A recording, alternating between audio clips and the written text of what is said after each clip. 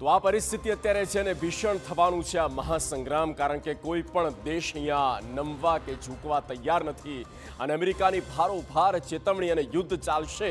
અને આ તમામની વચ્ચે જ્યાં નજર સ્ટ્રેટ ઓફ હોર્મુઝ પર રહેતી હોય છે, એ અમેરિકાએ પણ હવે ક્યાંક બેકફૂટ પર આવ્યું છે અને હથિયાર હેઠા મૂક્યા હોય તેવું લાગી રહ્યું છે, કારણ કે હોર્મુઝથી હાર્યા છે ટ્રમ્પ.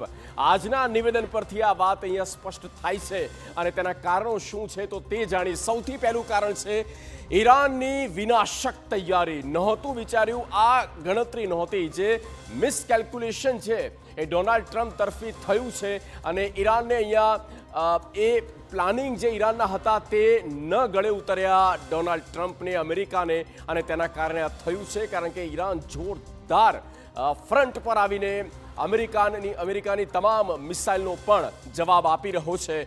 બીજી વાત કરીએ તો બીજું કારણ છે મિસાઇલ અને સૌથી ઘાતકી ડ્રોન.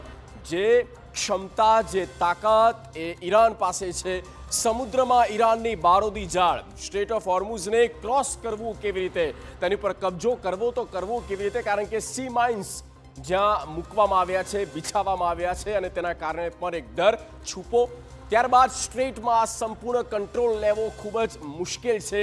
આની પહેલાં પણ જ્યારે પ્રયત્નો થયા હતા ત્યારે પણ પરિણામ જોયું હતું અમેરિકાએ, અને ફરી એકવાર આ જ પ્રકારના પરિણામ ન આવે તેના માટે અત્યારે જ એ એલર્ટ છે. અમેરિકા સામે રિસ્ક ફેક્ટર એ સૌથી મોટું છે, સૌથી વધુ છે, કારણ કે આ જે હોર્મુઝ સ્ટ્રેટ છે તેનો ઉપર કબજો કરવો એટલે એક રીતે લોઢાના ચણા ચાવવા, અને તેમાં મોટું જે નુકસાન છે તે અમેરિકાનું પણ થઈ રહ્યું છે.